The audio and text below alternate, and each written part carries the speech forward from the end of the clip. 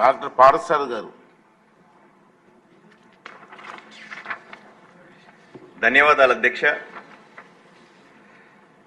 1986లో దేశంలోనే మొట్టమొదటి ఆరోగ్య యూనివర్సిటీని స్థాపించినటువంటి అప్పటి ముఖ్యమంత్రి, ఆంధ్రుల అభిమాన నటుడు, అలాగే ఆంధ్రుల ఆత్మగౌరవానికి ప్రతీక అయినటువంటి ఎన్టీ రామారావు గారు నిజంగా మనం ఎంతో మెచ్చుకోవాలి అధ్యక్ష.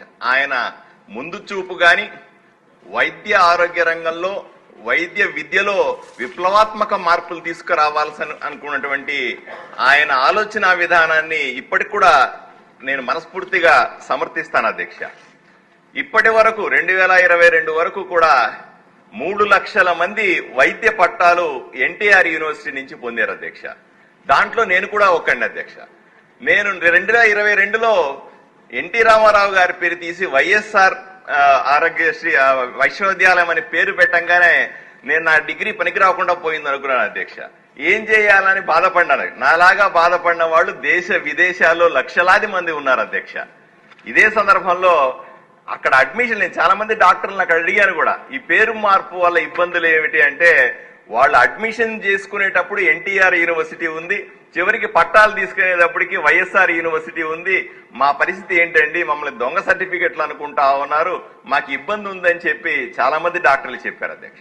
ఎప్పుడైనా విదేశాలకు వెళ్లాల్సి వచ్చినప్పుడు వీసాలు ఇచ్చే సందర్భంలో వాళ్ళు వెనక్కి పంపించిన సందర్భాలు కూడా ఎన్నో ఉన్నాయి అధ్యక్ష.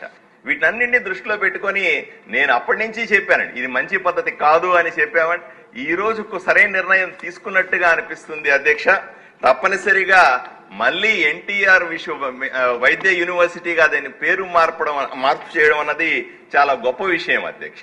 ఇది మంచి ఆలోచన. వెంటనే మొదటి అసెంబ్లీ సెషన్ లోనే దీని మీద బిల్లు తీసుకురావడం అన్నది చాలా ఆనందం అధ్యక్ష. జగన్మోహన్ రెడ్డి గారి ప్రచార పిచ్చి ఏదో ఒక రకంగా మనం ఇంతకుముందే బిల్లు అనుకున్నాం అధ్యక్ష. ఆస్తి హక్కు పత్రాలు, పట్టదారు పుస్తకాల మీద అతని పేరు రావాలనుకోవడం, సర్వే రాళ్ల మీద పేర్లు రావాలనుకోవడం, చివరి కేంద్రం ఇచ్చే రేషన్ షాపుల మీద కూడా ఆయన ఫోటోలు, ఆ బండ్ల మీద కూడా పెద్ద పెద్ద ఫోటోలు వేసుకొని తిరగడం. చివరికి అధ్యక్ష మీరు ఒకసారి గుర్తుపెట్టుకోవాలి, అందరి దృష్టికి తీసుకురావాల్సింది ఏంటంటే, చివరికి హాస్పిటల్లో ఇచ్చినట్టు ఓపీ స్లిప్పులు అధ్యక్ష, ఓపీ స్లిప్పుల మీద ఆయన ఫోటో పెట్టే విధంగా నిర్ణయాలు తీసుకున్నారు అధ్యక్ష.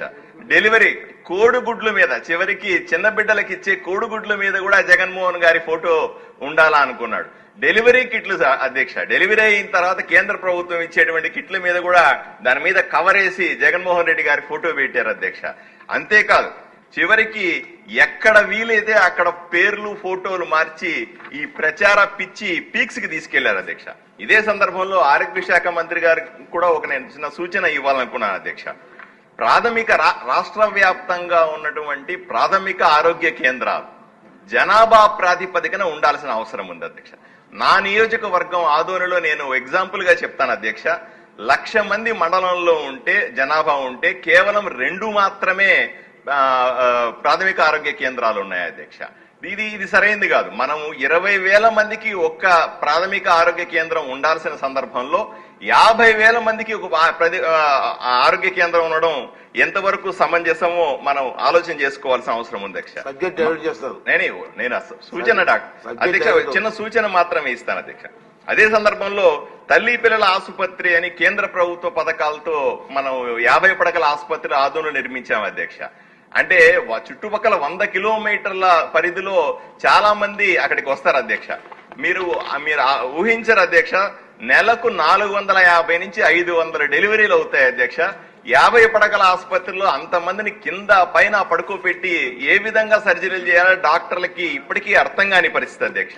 గారు నేను సూచన మాత్రమే చేస్తున్నా అధ్యక్ష. ఏది ఏమైనప్పటికీ కూడా ఇప్పుడు ఈ జనరల్ హాస్పిటల్ గాని ప్రాథమిక ఆరోగ్య కేంద్రాలని కూడా వీటి ద్వారా అనుసంధానించి కొంత అభివృద్ధి చేస్తారనే ఆలోచనలతో మాత్రమే ఈ సూచన చేశాను అధ్యక్ష.